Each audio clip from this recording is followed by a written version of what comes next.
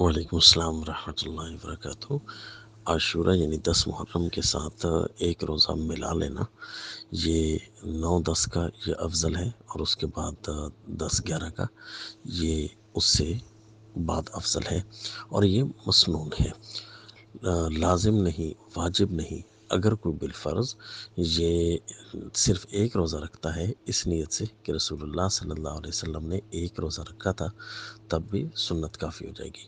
اور جو 2 رکھتا ہے کہ رسول اللہ صلی اللہ علیہ وسلم نے خواہش ظاہر فرمائی تھی کہ مائندہ سال اگر رکھوں گا تو ایک ساتھ ملاؤں گا، تو اس نیت سے یہ دوسری سنت بھی ہے۔